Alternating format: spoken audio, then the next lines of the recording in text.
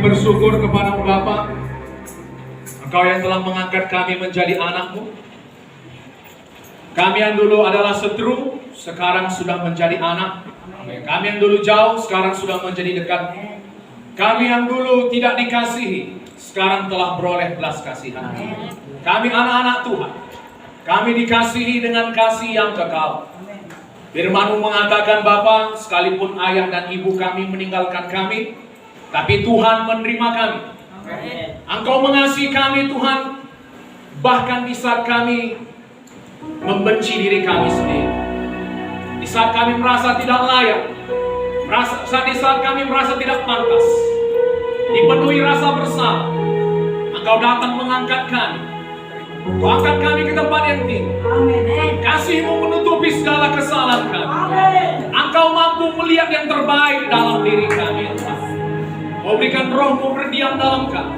Kau menjadikan kami ciptaan yang baru. Tuhan Yesus, Kau jadikan kami dahsyat di hadapan. Ciptaan baru yang berkuasa. Berkuasa Tuhan Yesus. Urabayasa. Terima kasih Bapa. Firman mengatakan, jikalau Yesus Sang Anak itu memerdekakan kami, maka kami pun benar-benar merdeka. Biarlah pada hari ini Tuhan, sambil kami memperingati kemerdekaan bangsa kami, kami juga tinggal terus dalam kemerdekaan yang telah Kau berikan bagi kami. Tidak lagi dipermudah oleh dosa, tidak lagi dipermudah oleh iblis, tidak lagi dipermudah rasa bersalah, tapi Tuhan dimerdekakan sepenuhnya. Hidup sebagai anak-anak Allah, memerintah dan berkuasa. Terima kasih Tuhan. Berkati waktu-waktu ini, Kau menjamah setiap hati. Ada kelepasan, ada kebebasan, ada kesembuhan. Roh Allah bekerja dengan dahsyat di tempat ini. Dan Engkau setan iblis, roh jahat, Kau kuasa-kuasa gelap, aku patahkan, aku hancurkan segala pekerjaan.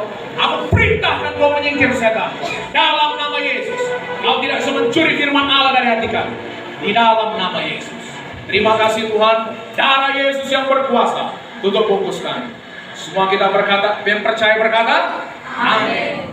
Haleluya saudara. Haleluya. Selamat datang dalam ibadah Gereja Injili Anugerah Tuhan Padang Hijau. Saya Pendeta Abraham Sembiring menyambut saudara di dalam kasih Tuhan. Amin. Saudaraku, sewaktu tadi menyanyikan lagu Indonesia Raya, saya merasakan saudaraku, saya semakin mengasihi bangsa ini. Amin. Saudaraku, kenapa kita bisa menikmati kemerdekaan saat ini? Itu karena semua pengorbanan pahlawan-pahlawan kita dahulu. Amin. Mereka yang berjuang, saudaraku, merebut kemerdekaan. Mereka memberikan segalanya. Segala tumpah darahnya, amin, nyawanya diberikan. Dan sehari ini saudaraku, kita bisa menikmati semuanya karena jasa-jasa pahlawan kita. Jadi saudaraku, mari kita isi kemerdekaan ini dengan hal-hal yang positif. Amin. Apakah saudara mengasihi bangsa kita? Amin. Lakukan hal yang terbaik untuk bangsa ini. Jangan merusaknya, amin. Jangan korupsi.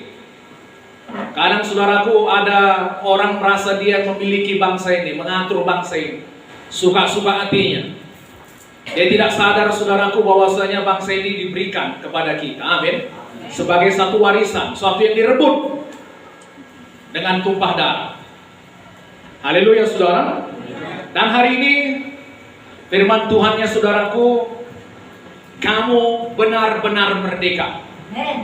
Coba katakan, kamu benar-benar merdeka. Kamu benar-benar merdeka. Ya, kita buka Yohanes 8 ayat 36.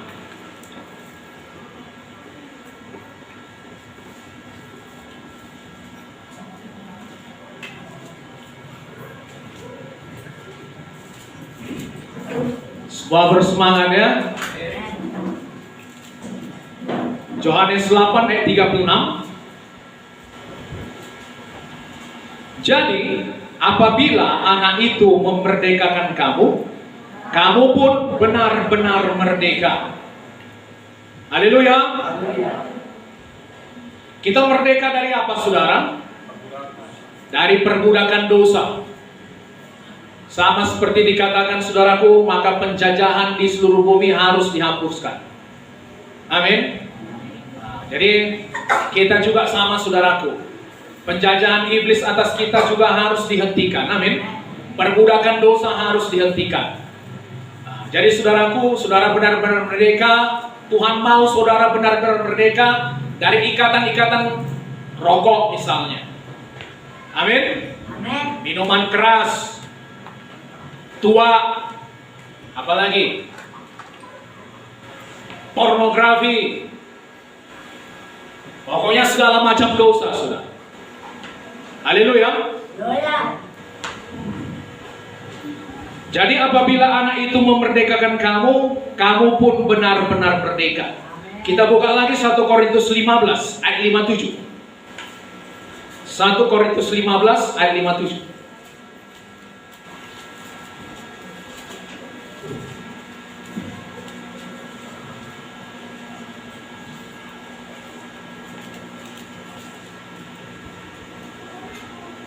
Dapat?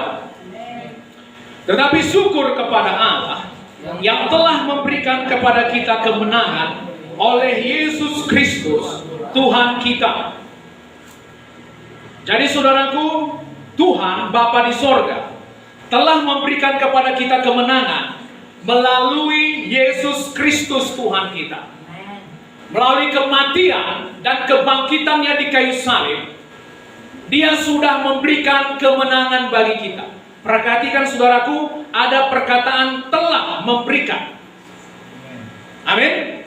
Jadi saudara sudah menerima kemenangan itu. Amin. Saudara sudah diberikan kemenangan.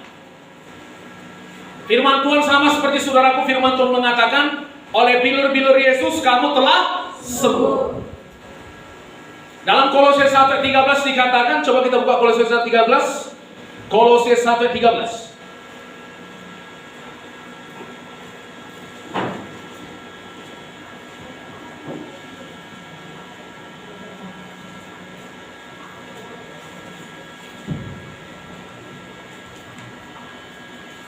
Dapat saudara? Kolose 1:13. Fokusnya pada firman Tuhan. Amin. Ia telah melepaskan kita dari kuasa kegelapan dan memindahkan kita ke dalam kerajaan anaknya yang kekasih. Ia, siapa ia? Bapa. Bukan Yesus, Bapa. Bapa telah melepaskan kita dari kuasa kegelapan, kerajaan kegelapan. Apa yang masuk dalam wilayah kegelapan, wilayah iblis itu saudaraku? Pokoknya segala macam dosa, segala macam ikatan dosa. Amin. Termasuk yang namanya perdukunan saudaraku.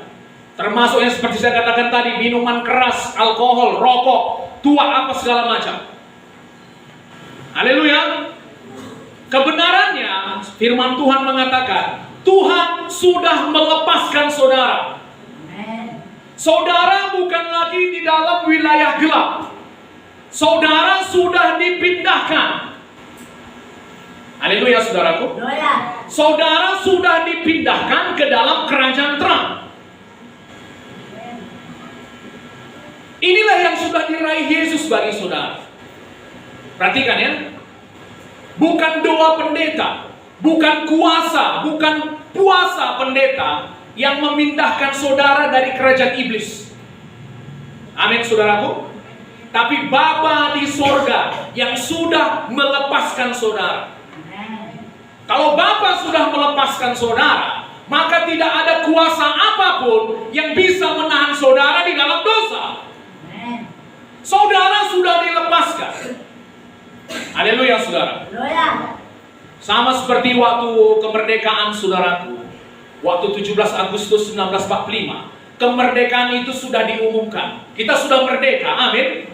Tapi banyak saudaraku sampai ke pelosok-pelosok tanah air, karena waktu itu belum seperti sekarang informasinya saudaraku. Mereka lambat menerima berita itu. Kita sudah merdeka, amin.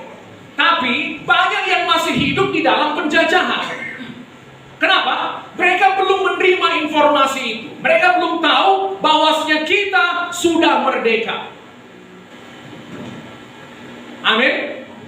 Dan saudaraku, pihak sekutu pihak sekutu dengan nikah saudaraku, sekutu mencoba membuncit Belanda masuk kembali ke Indonesia. Amin. Mereka berusaha lagi untuk merampas kemerdekaan kita. Saudara pun demikian. Saudara sudah dimerdekakan di dalam Kristus. Jadi saudara harus berdiri teguh di dalam kemerdekaan saudara. Amin. Haleluya. Waktu iblis mau memperbudak lagi saudara dengan segala ikatan dosa, saudara harus memproklamirkan, "Hai iblis, saya sudah dimerdekakan melalui kematian dan kebangkitan Kristus. Engkau tidak bisa lagi menjajah saya." Haleluya, saudara. Saudara deklarasikan kemenangan Yesus di kayu salib. Haleluya. Saudara yang terikat rokok misalnya, saudara deklarasikan bahwasanya Bapa sudah melepaskan saudara dari ikatan tersebut. Amin, saudaraku. Bilang sama rokok itu, "Hai rokok, bukan engkau lagi yang memerintah saya. Bapa di sorga sudah melepaskan saya dari kuasa rokok ini, dari kuasa kegelapan ini, dan memindahkan saya dalam kerajaan terang." Amin. Saudara harus melatih iman saudara. Bagaimana cara saudara melatih iman saudara? Saudara mulai memperkatakan, "Rokok, kau tidak punya kuasa atasku." Haleluya, saudaraku. Nah, begitu cara saudara melatihnya, memperkatakan. Saudara berdiri teguh di atas kebebasan saudara. Saudara berdiri teguh di atas kemerdekaan saudara. Saudara berdiri teguh di atas kesembuhan saudara. Firman Tuhan mengatakan, oleh bilur-bilur Yesus kamu telah sembuh. Lalu setan, saudaraku, datang mencoba untuk merampas kesembuhan saudara. Dia mulai kasih lagi tanda-tanda penyakit yang sama. Amin. Dia mencoba lagi membuat saudara merasa sakit. Lalu saudara berpikir, "Oh, kok sakit lagi aku?" Itu setan yang mencoba merampas kemerdekaan saudara, merebut lagi kemerdekaan yang saudara sudah miliki. Haleluya, saudaraku. Perhatikan, tadi firman Tuhan mengatakan Yesus Kristus telah memberikan kemenangan bagi kita. Amin. Saudara berperang bukan untuk merebut kemenangan, karena kemenangan sudah diberikan oleh Yesus kepada kita. Kita berperang mempertahankan kemenangan. Kita berperang dari kemenangan, bukan supaya menang. Haleluya, saudara. Firman Tuhan mengatakan oleh bilur-bilur Yesus saudara sudah sembuh. Saudara bukan berjuang untuk sembuh. Saudara berjuang mempertahankan kesembuhan saudara, sementara setan berusaha untuk merebut kembali kesembuhan saudara. Amin. Jadi mari tinggal di dalam kemerdekaan saudara. Jangan biarkan setan saudaraku merampas itu kembali. Haleluya. Haleluya.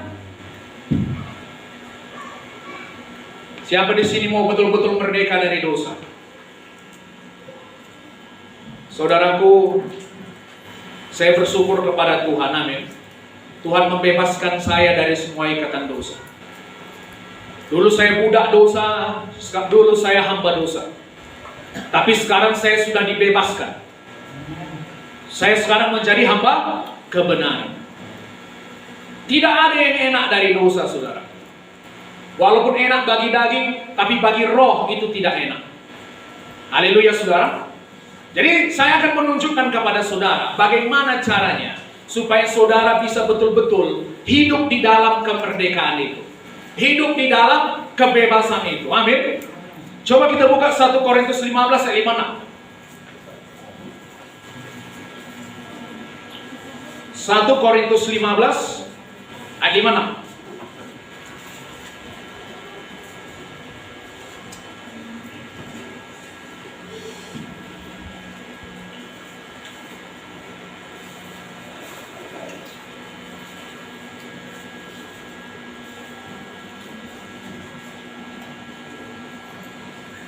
Apa?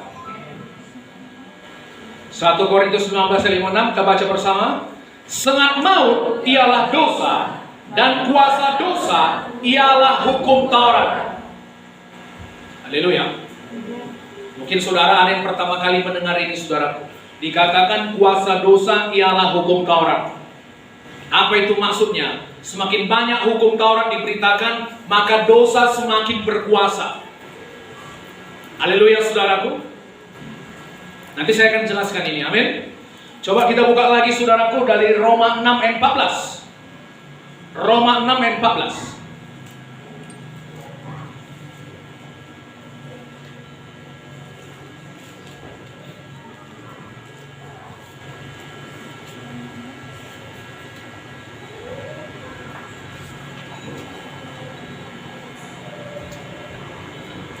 Dapat?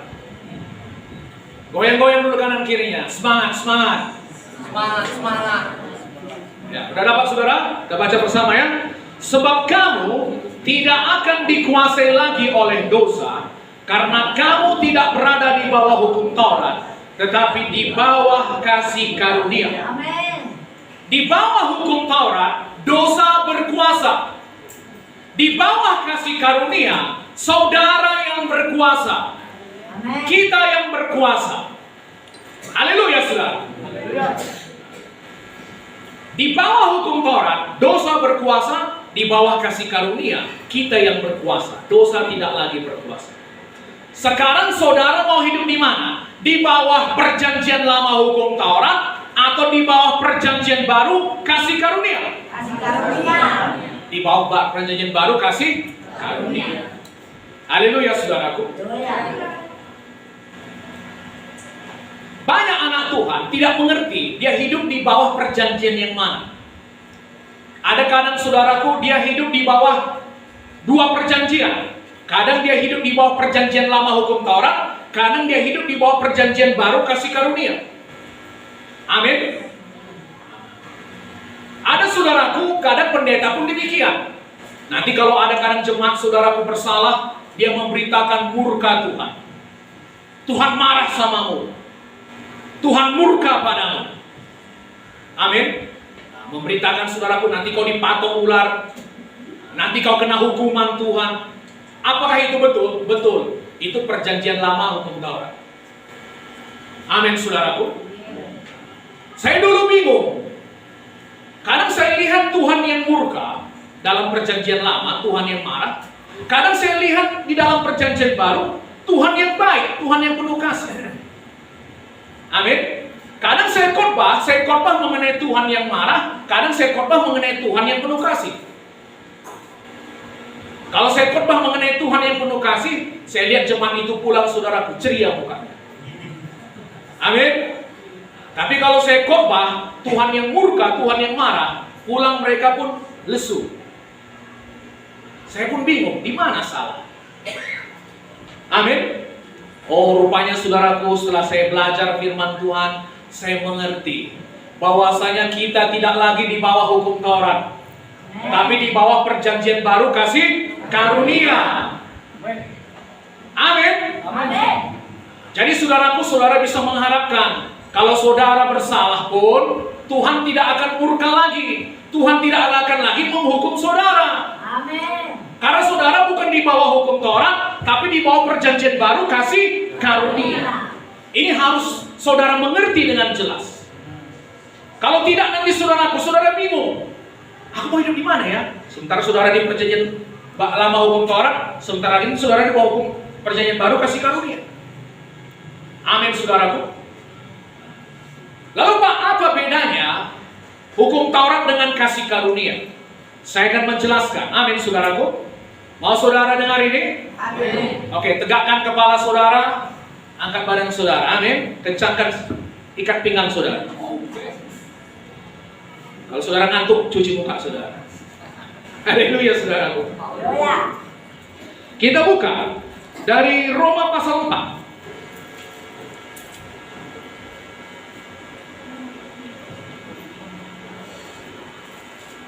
Roma pasal 4 dari ayat 1. Perikopnya saudaraku, Abraham dibenarkan karena iman. Amin. Jadi, apakah akan kita katakan tentang Abraham, bapa leluhur jasmani kita?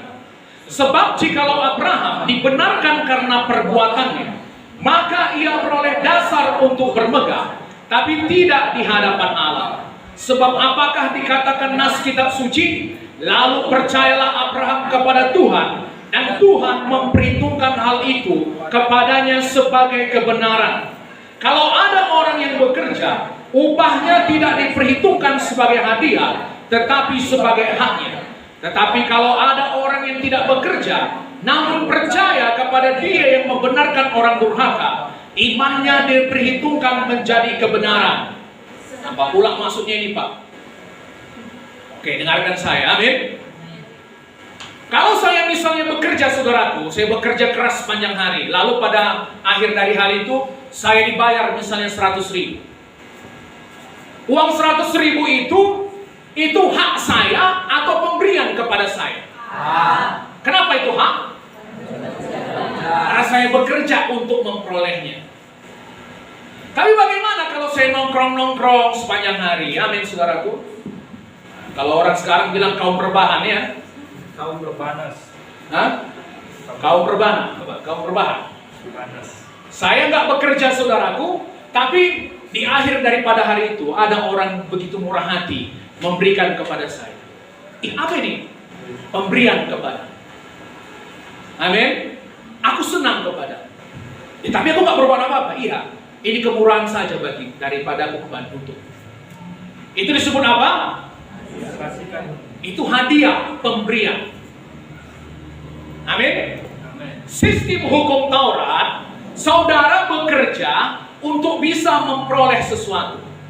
Hukum Taurat itu sistemnya bekerja untuk memperoleh. Amin. Sama seperti agama-agama saudaraku yang tidak memiliki Kristus, mereka percaya perbuatan baik mereka itu bisa menyelamatkan mereka. Halo? Aku buat baik nanti supaya apa? Supaya nanti aku bisa masuk surga. Aku tolong orang supaya nanti aku dapat pahala, aku bisa masuk surga. Itu artinya apa? Saudara bekerja untuk memperoleh keselamatan saudara. Amin, saudaraku. Itu sistem hukum Taurat. Saudara menjadi juru selamat bagi diri saudara. Amin. Jadi kebenaran itu dalam sistem hukum Taurat, sesuatu yang kita bekerja untuk memperolehnya, sesuatu yang harus saya upayakan. Saya berpuasa misalnya 1 bulan, supaya apa? Supaya nanti saya bisa masuk surga. Amin. Saya menolong anak fakir miskin, yatim piatu, supaya apa? Saya dapat pahala nanti, saya bisa masuk surga. Itu sistem hukum Taurat. Saudara bekerja untuk memperoleh keselamatan saudara. Amin, saudaraku. Dan ada yang kedua, sistem kasih karunia. Keselamatan saudara terima karena pemberian. Amin. Amin. Bagaimana cara Abraham dibenarkan? Abraham dibenarkan hanya karena percaya kepada Tuhan. Abraham lihat bintang-bintang di langit, sebanyak itu nanti anakmu. Lalu Abraham percaya, lalu Tuhan memperhitungkan hal itu kepadanya sebagai kebenaran. Amin. Dia percaya dan dia selamat. Amin. Begitulah caranya kita diselamatkan sekarang ini, saudara. Kita percaya bahwasanya Yesus Kristus telah mati untuk menebus dosa kita. Amin. Bukan karena perbuatan baik kita, hanya karena Yesus yang sudah mati untuk dosa kita. Amin. Amin. Yesus yang sudah menyediakan keselamatan bagi kita. Lalu keselamatan itu kita terima sebagai satu pemberian. Itu disebut sebagai kasih karunia. Saudara mengerti ini? Jadi saudara tidak melakukan apa-apa supaya selamat. Amin. Saudara tidak berpuasa, saudara tidak melakukan yang baik, saudara tidak menolong orang. Tapi saudaraku, saudara diselamatkan hanya karena percaya kepada Yesus. Amin. Saudara diselamatkan bukan karena perbuatan baik saudara, saudara diselamatkan karena perbuatan baik Yesus. Amin. Amin. Amin. Yang pertama, manusia itu menjadi juru selamat bagi dirinya sendiri. Yang kedua, kasih karunia. Yesus Kristus menjadi juru selamat bagi kita. Amin. Saudara mau di mana? Yesus Kristus. Yesus Kristus menjadi juru selamat kita. Amin. Amin. Jadi di dalam iman kekristenan, perbuatan baik tidak membuat masuk kita surga, tidak membuat kita masuk surga. Lalu di mana letaknya perbuatan baik, Pak? Setelah kita percaya kepada Yesus, lalu kita berbuat baik. Perbuatan baik adalah buah dari keselamatan. Perbuatan baik bukan supaya kita selamat. Mengerti itu saudara ya? Hanya karena saudara percaya pada Yesus, saudara diselamatkan. Itu sebagai satu pemberian. Amin. Kalau saudara bekerja untuk memperoleh keselamatan, maka keselamatan itu bukan lagi satu pemberian. Itu bukan lagi anugerah. Itu bukan lagi kasih karunia. Haleluya saudara. Oke. Yang kedua, di dalam sistem hukum Taurat, ketika saudara gagal, hukum Taurat akan menghukum saudara. Amin. Coba kita buka Galatia 3 ayat 10. Ini saudaraku, kita masuk teologi sedikit. Amin. Amin. Saya harap saudara sabar dengan saya. Galatia 3 ayat 10.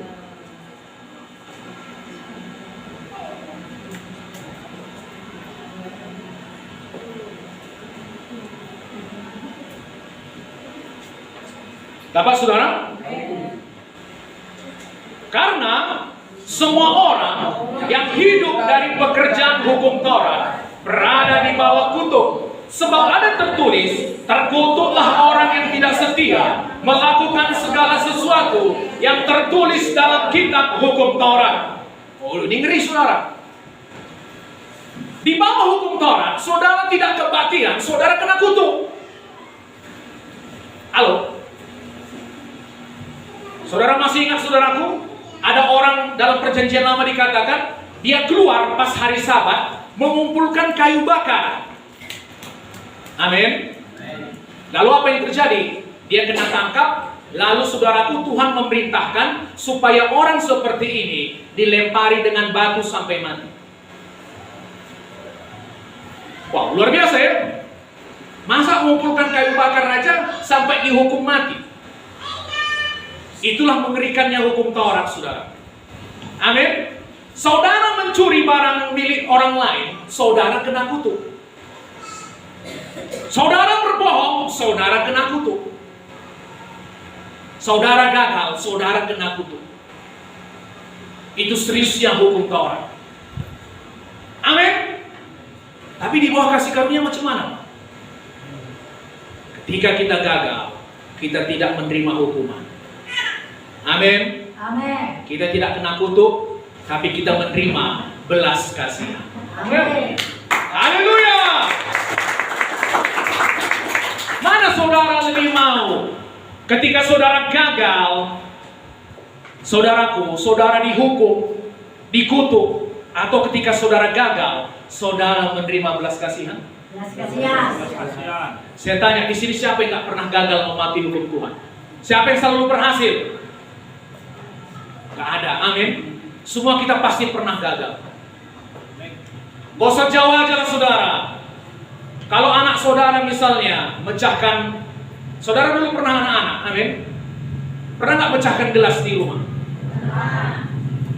Mana saudara berjanji lain kali saudara tidak akan memecahkan gelas? Ketika saudara memecahkan gelas langsung ditokok bapak saudara, kepala saudara. Oh, anak kurang ajar. Amin saudaraku. Aduh pak. Atau ketika saudara memecahkan gelas, lain kali jangan aku ya. Nah, bapak sayang kamu ya, lain kali jangan ya. Mana saudara janji lain kali gak mecahkan gelas? Yang pertama atau yang kedua? Kenapa? Kalau yang pertama saudaraku, begitu salah langsung ditokok kepala saudara, lain kali saudara pecahkan semua ya kan? Gak di rumah bapak saudara. Bengar. Ini banyak orang membuat anaknya jadi bandel. Haleluya. Apa artinya ini? Dalam kasih karunia, Tuhan menerima saudara apa adanya. Amin. Dia bisa mengasihi saudara, menerima saudara. Amin saudaraku. Apa adanya. Ini kasih yang kita perlu. Amin. Tuhan mengasihi kita, bahkan waktu di saat kita membenci diri kita. Amin. Firman Tuhan mengatakan, di mana tertulis, Pak? Firman Tuhan mengatakan, Yesus mati untuk kita, bukan waktu kita sudah benar. Haleluya. Waktu kita masih berdosa, pantas dihukum mati, pantas dilemparkan ke neraka paling dalam. Yesus mati untuk dosa kita. Amin. Dia mati memberikan yang terbaik pada saat kita pantas menerima yang terburuk. Itu waktu kita masih berdosa. Terlebih sekarang setelah kita menjadi anak-anaknya. Saudara di sini, haleluya saudara. Di bawah hukum Taurat, ketika saudara bersalah, sedikit bersalah, hukum Taurat akan mengutuk, menghukum saudara. Tapi di bawah kasih karunia saudaraku, coba kita buka Galatia 3:13 ke bawah sedikit. Amin. Bersemangat. Amin.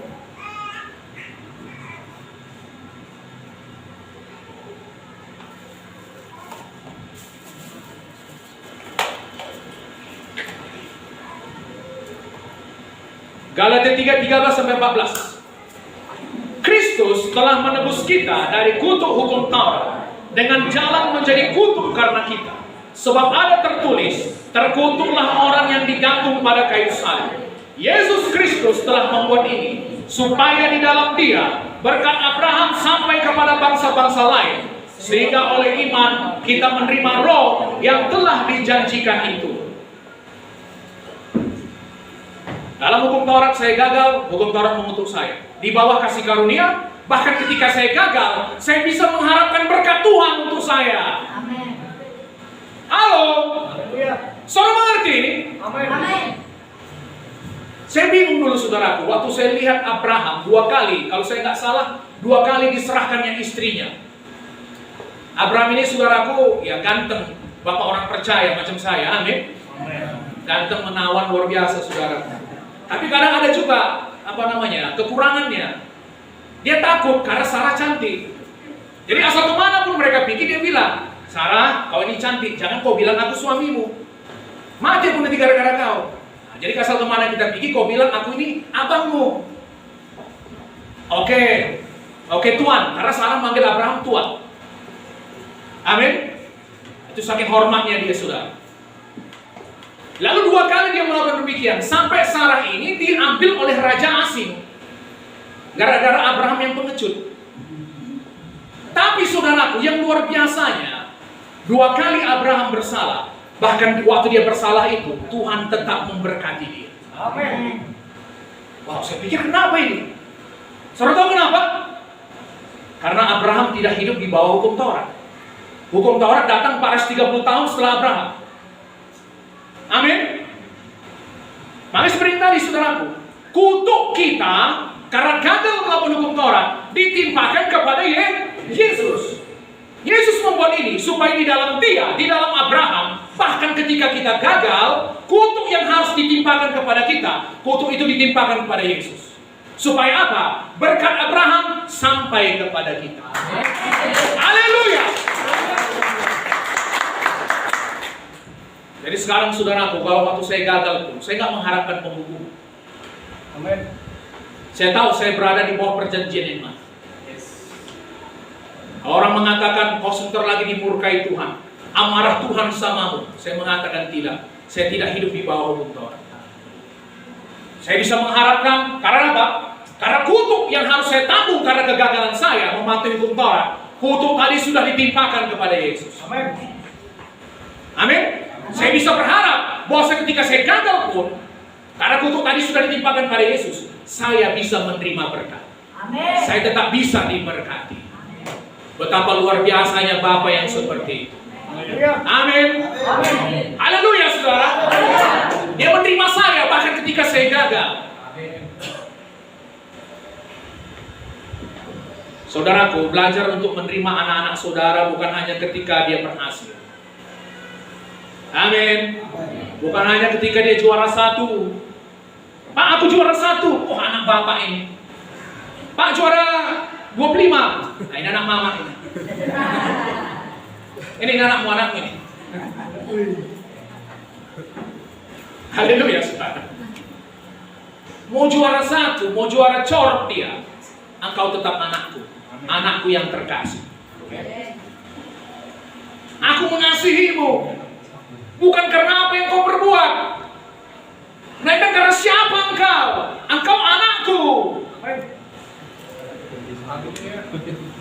Halo. Amin.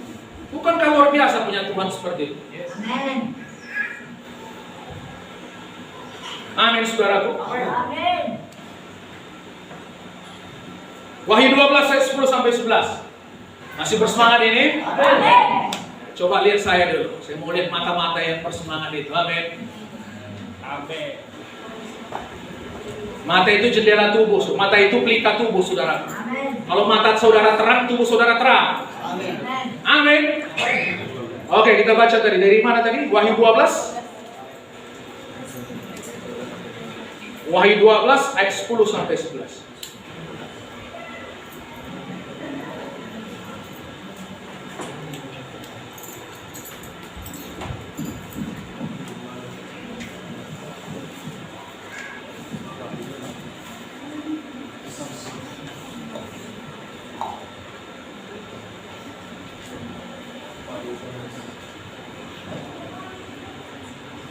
Apa?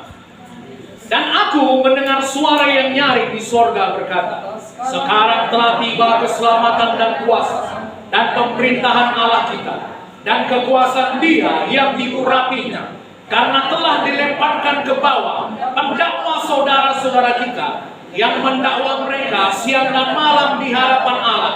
Siapa ini, saudara? Iblis. Pendakwa kita, pendakwa saudara-saudara, mendakwa siang dan malam di hadapan Allah. Amin. Saudara ingat mengenai Ayub, waktu Tuhan berkata kepada iblis, kau lihat Ayub hambaku itu.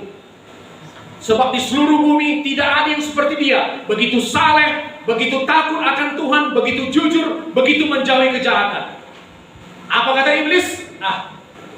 Tuhan, karena kau berkatinya dia, makanya dia masih setia beribadah samamu. Gak tulus Ayub itu beribadah samamu. Dia beribadah samamu karena mengharapkan berkatmu. Coba kau ambil berkatmu, kita lihat masih beribadah tidak dia samamu. Haleluya, saudara. Pertama dia menuduh Ayub gak tulus. Yang kedua dia menuduh Tuhan pun gak tulus. Supaya Ayub menyembah dia, maka Tuhan memberkati dia. Amin. Itulah dakwaan iblis tadi di hadapan Allah. Jadi saudara pun jangan mendakwa saudara-saudara kita ini. Amin, saudara. Karena perlu kesembuhan maka datangnya itu. Karena begini ya maka begini dia. Jangan. Kita jangan menjadi pendakwa bagi saudara-saudara kita. Amin. Kita jangan menjadi iblis bagi saudara-saudara kita. Amin. Kita pembela. Haleluya, saudara. Jadi pekerjaan pendakwa ini menunjukkan semua kesalahan kita. Sama seperti jaksa penuntut umum. Amin, saudaraku. Tapi jangan saudara bilang nanti saya bilang kalau jaksa penuntut umum itu iblis. Tidak. Haleluya. Jadi pekerjaan sama seperti jaksa. Jaksa itu, saudaraku, menunjukkan semua kesalahan-kesalahan yang kita buat. Menurut pasal sekian, engkau sudah bersalah. Engkau melanggar pasal sekian, melanggar pasal sekian. Lalu engkau pantas untuk dihukum. Amin. Dan yang luar biasanya, iblis memakai hukum Taurat untuk mendakwa kita. Haleluya, saudaraku. Karena iblis itu cerdik. Kenapa? Dia tahu tidak seorang pun yang bisa mematuhi hukum Taurat dengan sempurna. Justru hukum Taurat, melalui hukum Taurat ditunjukkan dosa-dosa kita. Haleluya. Jadi dia memakai yang sempurna untuk menunjukkan dosa kita kepada kita yang tidak sempurna ini. Ya pastilah kita langgar semua. Amin. Bagaimana cara mengalahkan iblis dengan semua dakwaannya itu? Saudara mau tahu? Ayat 11. Dan mereka mengalahkan dia oleh darah anak domba dan oleh perkataan kesaksian mereka. Karena mereka tidak mengasihi nyawa mereka sampai ke dalam maut. Nah, ini dia saudaraku, cara mengalahkan dakwaan iblis. Amin. Perhatikan ya.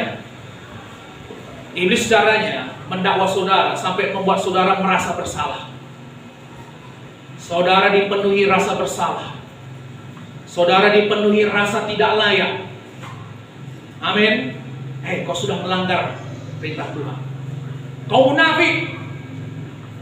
Di luar kau nampak beribadah, tapi di dalam-dalam siapa yang tahu? Kau sebut seperti ini dirimu anak Tuhan. Haleluya saudara. Ditunjukkannya semua kesalahan. Lalu bagaimana cara mengalahkannya? Kalahkan dia dengan darah anak domba. Amin. Katakan kepada dia, setan. Setan. Belum.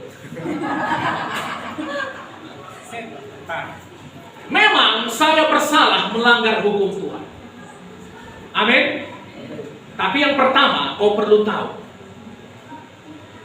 semua kejahatan saya, semua pemberontakan saya dalam melanggar hukum Tuhan, semua kesalahan saya, hukuman itu sudah ditimpakan kepada Yesus. Yesus ditikam karena pemberontakan saya. Yesus diremukkan karena kejahatan saya. Haleluya. Di kayu salib Yesus mencurahkan darahnya, supaya oleh darahnya dia menghapus segala dosa dan pelanggaran saya. Berikan kemuliaan bagi Yesus. Yesus membuat ini supaya saya bisa berdiri di hadapan Bapa tanpa bersalah, tanpa noda, tanpa celah. Ya, saya memang melanggar hukum Tuhan, tapi hukuman sudah ditimpakan kepada Yesus. Yesus diremukkan di kayu salib karena kejahatan saya. Darahnya sudah dicurahkan untuk menghapuskan segala dosa saya. Jadi sekarang saya berdiri di hadapan Bapa, tidak ada catatan dosa. Amin. Bersih, benar, tidak bercela. Jadi saya bisa menghadap Bapa kapan saja. Bapa mengasihi saya. Amin. Haleluya saudaraku. Yang kedua, katakan kepada iblis. Kalau dia pakai hukum Taurat, katakan begini, iblis. Yang kedua, saya tidak lagi hidup di bawah hukum Taurat. Jadi kau tidak bisa memakai hukum Taurat untuk mendakwa saya. Haleluya. Saudara mengerti maksud saya? Coba kita buka dulu. Roma 7.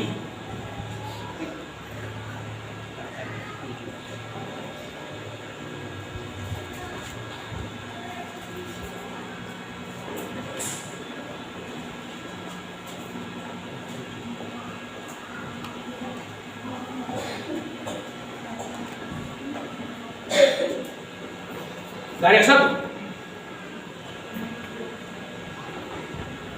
Ini saudaraku kita rekam di YouTube supaya saudara bisa mengulang-ulang nanti. Nama YouTube kita Giat Biski. Amin. Dapat? Roma 7 1-4. Apakah kamu tidak tahu saudara-saudara, sebab aku berbicara kepada mereka yang mengetahui hukum, bahwa hukum berkuasa atas seseorang selama orang itu hidup. Sebab seseorang istri terikat oleh hukum kepada suaminya selama suaminya itu hidup. Akan tetapi apabila suaminya itu mati, bebaslah ia dari hukum yang mengikatnya kepada suaminya itu. Jadi selama suaminya hidup, ia dianggap berzina kalau ia menjadi istri laki-laki lain. Tetapi jika suaminya telah mati, ia bebas dari hukum, sehingga ia bukanlah berzina kalau ia menjadi istri laki-laki lain. Sebab itu saudara-saudaraku, kamu juga telah mati bagi hukum Taurat oleh tubuh Kristus, supaya kamu menjadi milik orang lain, yaitu milik Dia yang telah dibangkitkan dari antara orang mati, agar kita berbuah bagi Allah. Amin. Saudara mengerti ini? Saya punya istri. Haleluya saudaraku, saya bikin aja contoh saya. Istri saya terikat hukum dengan saya. Jadi selama saya hidup, Dia nggak bisa lagi cari-cari laki-laki lain. Amin. Kalau dia menikah dengan laki-laki lain, maka dia dianggap berzina. Demikian juga sebaliknya. Tapi kalau saya mati, haleluya, kalau saya mati, maka dia bebas dari hukum. Sehingga dia tidak dianggap bersalah kalau dia menikah dengan laki-laki lain. Saudara mengerti ini? Amin. Begitu juga saudaraku, kita telah mati terhadap hukum Taurat. Waktu kita mati bersama dengan Kristus. Supaya apa? Supaya kita hidup sekarang bagi Yesus. Amin. Kita sudah mati bagi hukum Taurat. Disitulah kita tidak lagi di bawah hukum Taurat. Jadi hukum Taurat tidak bisa dipakai lagi untuk mendakwa kita. Amin. Amin. Haleluya.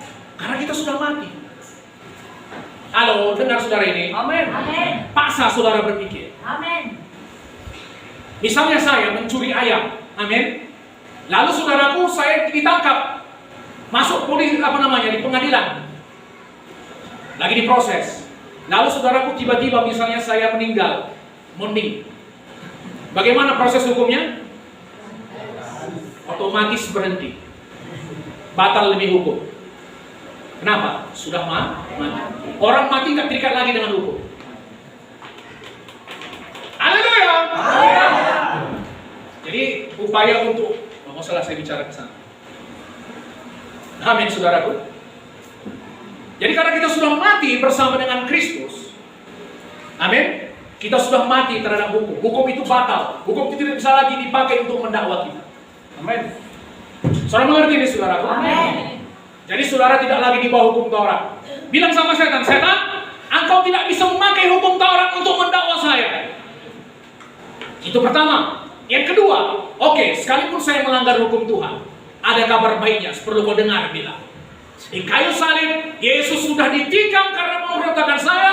Yesus sudah dihukum karena pelanggaran saya. Amin. Amin. Memang saya harus dikutuk karena pelanggaran saya, melanggar hukum Taurat. Tapi supaya kau tahu setan, di kayu salib, Yesus sudah naik, tergantung di kayu salib, menjadi kutuk menggantikan saya. Amin. Dia mengambil kutuk saya, terkutuk bagi saya. Supaya apa? Di dalam Dia, dalam Yesus, saya diberkati. Amin. Haleluya. Amin. Tapi itu tadi taktik setan. Ketika saudara bersalah, misalnya saudara merokok, amin, saudara berbuat dosa, setan akan membanjiri saudara dengan dakwaan, rasa bersalah. Amin, saudaraku. Semakin kuat saudara merasa bersalah atas dosa itu, semakin kuat ikatan dosa itu. Haleluya. Haleluya.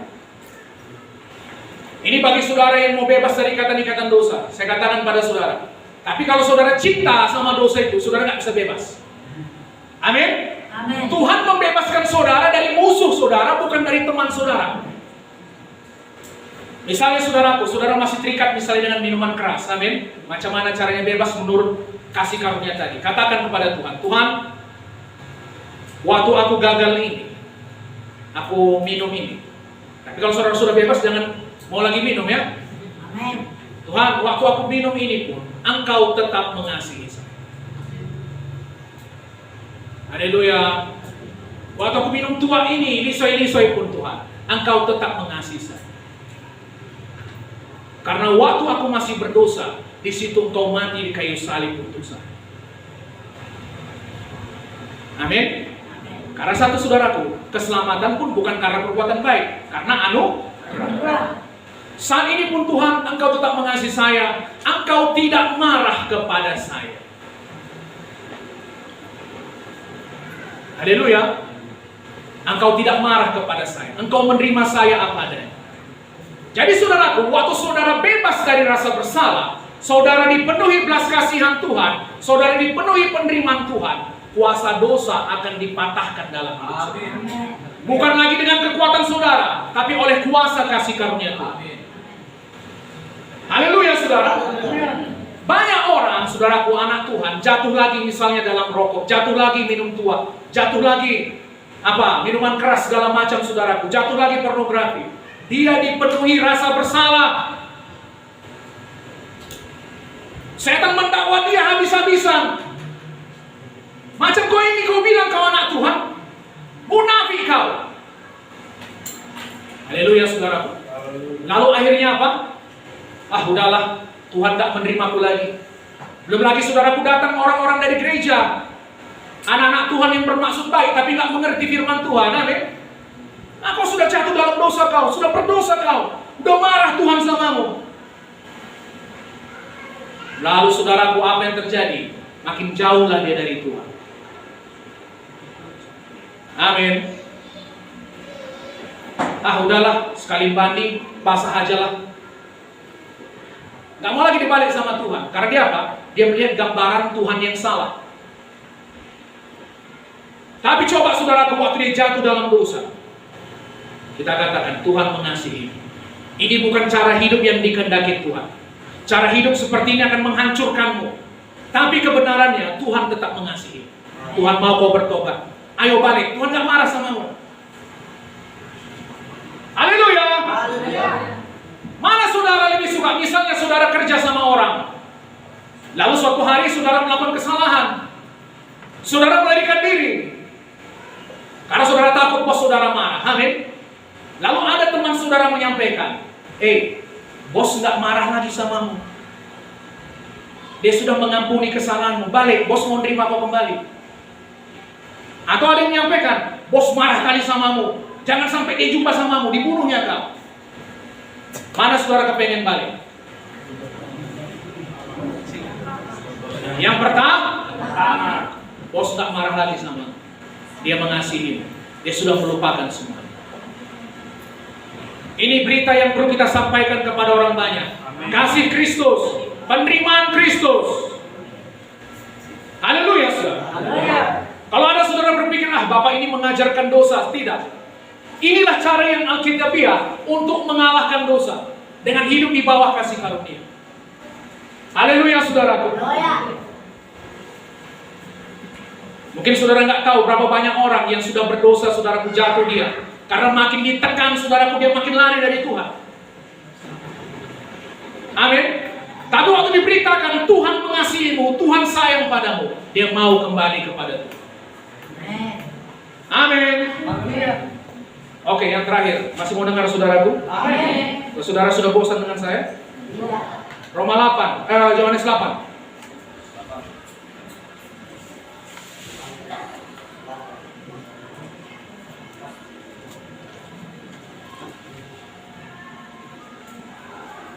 Yohanes 8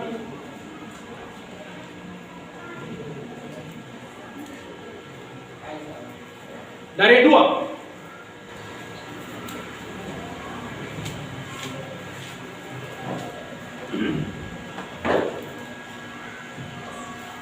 Apa? Amin. Yohanes 8 dari 2. Pagi-pagi benar Yesus berada lagi di bait Allah dan seluruh rakyat datang kepadanya. Ia duduk dan mengajar mereka. Maka ahli-ahli Taurat dan orang Farisi membawa kepadanya seorang perempuan yang kedapatan berbuat zina.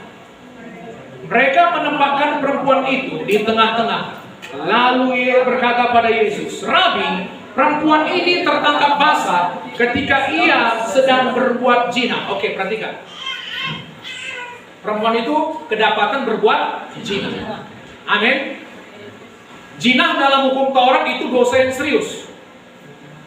Ayat 5, Musa dalam hukum Taurat memerintahkan kita untuk melempari perempuan-perempuan yang demikian. Apakah pendapatmu tentang hal itu?